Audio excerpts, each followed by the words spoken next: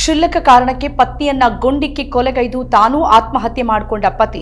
ಸುಳ್ಯದಲ್ಲಿ ಬೆಚ್ಚಿ ಬೀಳಿಸೋ ಘಟನೆ. ಕ್ಷುಲ್ಲಕ ಕಾರಣಕ್ಕೆ ಪತ್ನಿಯನ್ನ ಕೋವಿಯಿಂದ ಗುಂಡಿಕ್ಕಿ ಕೊಲೆಗೈದ ಆರೋಪಿ ಪತಿ ಬಳಿಕ ತಾನೂ ವಿಷ ಸೇವಿಸಿ ಆತ್ಮಹತ್ಯೆ ಮಾಡಿಕೊಂಡ ಘಟನೆ ಸುಳ್ಯ ತಾಲೂಕಿನ ನೆಲ್ಲೂರು ಕೆಂಬರಾಜೆ ಗ್ರಾಮದ ಕೋಡಿಮಜಲು ಎಂಬಲ್ಲಿ ಶುಕ್ರವಾರ ತಡರಾತ್ರಿ ನಡೆದಿದೆ. ಕೋಡಿಮಜಲು ನಿವಾಸಿ 53 ವರ್ಷದ ರಾಮಚಂದ್ರ ಗೌಡ ಆಲಿಯಾಸ್ ಚಂದ್ರ ಕೊಲೆ ಮಾಡಿ ಆತ್ಮಹತ್ಯೆ ಮಾಡಿಕೊಂಡವರು.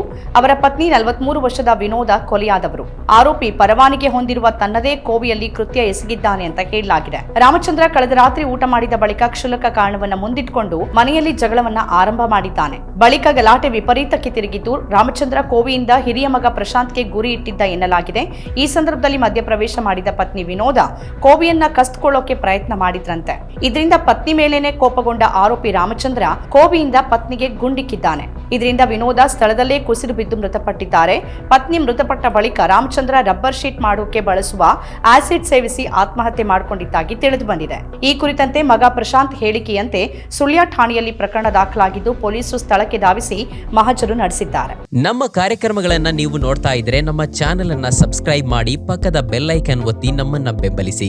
ಹಾಗೆ ನಮ್ಮ ಕಾರ್ಯಕ್ರಮಗಳನ್ನ ಲೈಕ್ ಮಾಡಿ, ಕಮೆಂಟ್ ಮಾಡಿ, ಅದನ್ನ ಬೇರೆಯವರಿಗೂ ವಾಟ್ಸ್ಆಪ್ ಮೂಲಕ ಶೇರ್ ಮಾಡಿ. ನೀವು ಹೀಗೆ ಮಾಡಿದಾಗ ನಮ್ಮ ಚಾನೆಲ್ ಮತ್ತಷ್ಟು ಜನರಿಗೆ ತಲುಪಲು ನೀವು ನಮ್ಮೊಂದಿಗೆ ಸಹಕರಿಸಿದ ಹಾಗಾಗುತ್ತೆ. ಇದು ನೀವು ಯಾವುದೇ ಖರ್ಚಿಲ್ಲದೆ ಕೆಲವೇ ಸೆಕೆಂಡುಗಳಲ್ಲಿ ನೀಡಬಹುದಾದ ಸಹಕಾರ. ಧನ್ಯವಾದಗಳು.